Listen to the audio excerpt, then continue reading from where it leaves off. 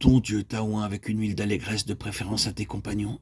Hébreux 3:1. Ceux qui sont devenus participants de l'Esprit Saint. Hébreux 6:4. Si vous êtes exempt de la discipline à laquelle tous participent. Hébreux 12:8. Nous avons été rendus compagnons de Christ, si du moins nous tenons ferme. Hébreux 3:1 et 14. Ici, ce sont quelques fragments de la lettre aux Hébreux.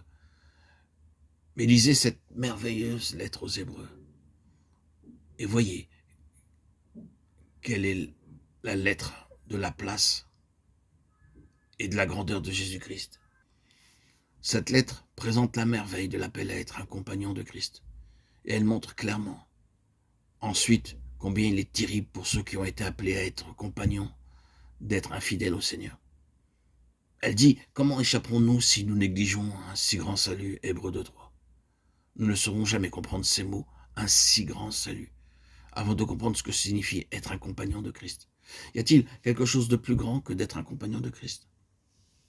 Si nous pensons à ce qu'il est et tout ce que Dieu a voulu en ce qui le concerne, et si nous pensons ensuite que vous et moi, nous sommes appelés à être les compagnons de ce Fils de Dieu, c'est là, en vérité, un si grand salut. Le Nouveau Testament est édifié autour de ce seul mot, compagnon, et autour de cette idée unique des compagnons de Christ. Nous voyons premièrement Christ choisir ses compagnons et nous le voyons ensuite les enseigner par la parole et par les actes. Puis nous le voyons les éprouver, les cribler. Sont-ils de vrais compagnons ou bien ne sont-ils unis à lui que pour recevoir quelque chose de lui? On peut avoir beaucoup de compagnons en leur donnant tout et pourvu qu'ils reçoivent tout ce qu'ils désirent.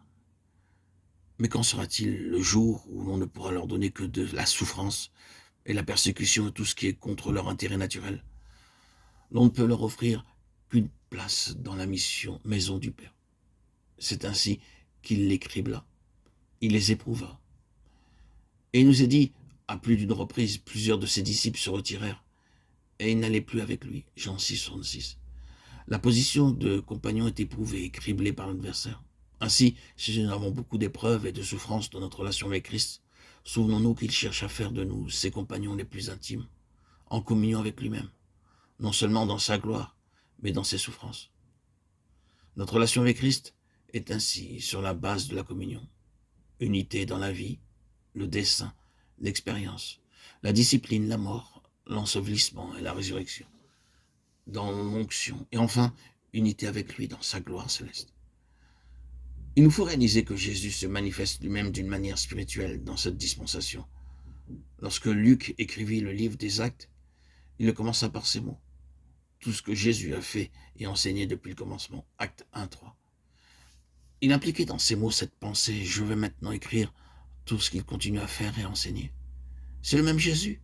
Il accomplit la même œuvre et fait les mêmes choses. Mais il y a une différence. C'était auparavant une illustration d'une manière temporelle. C'est maintenant la signification de ces choses d'une manière spirituelle. La signification qu'avaient alors les choses se retrouve maintenant d'une manière spirituelle dans ce qu'il accomplit en nous. A-t-il ouvert les yeux physiquement aveugles? Il ouvre maintenant les yeux spirituellement aveugles, et cela est beaucoup plus important. Ce même Jésus continue la même œuvre dans toute sa signification, en vous et en moi. Il répète sa vie spirituelle d'une manière spirituelle, il agit désormais davantage dans la ligne de la signification que dans celle des actes. Pourquoi disons-nous cela? Lorsque nous étions enfants, nous chantions. Je pense que bien que devenus plus âgés, nous éprouvons encore souvent le même sentiment. Je lis cette chère vieille histoire. Lorsque Jésus était ici parmi les hommes, il appelait les petits enfants, les petits agneaux de son troupeau. J'aurais aimé alors avoir été avec eux. Ne sentons-nous pas que nous aurions aimé vivre alors avec lui sur la terre? N'est-ce pas la chose la meilleure à laquelle nous puissions penser? Laissez-moi vous dire que nous avons maintenant quelque chose d'infiniment meilleur. Ce même Jésus est avec nous, mais sur une base beaucoup plus merveilleuse qu'alors. Et nous sommes appelés maintenant à être les compagnons de Christ et les compagnons d'une vocation céleste.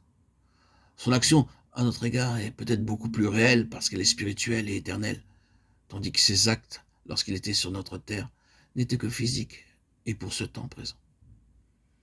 C'est une bonne chose de soigner le corps des hommes et de les aider dans cette vie présente. Mais il y a quelque chose d'infiniment plus grand que cela. C'est une vocation céleste. Ce qui est éternel, ce qui ne passera pas, comme le travail de notre vie lorsqu'il n'y aura plus de temps.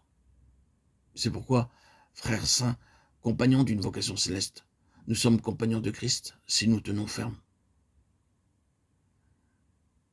Et tout cela est dit seulement pour poser une fondation et avec l'aide du Seigneur, de notre Sauveur Christ, le Rédempteur de tous les enfants de Dieu.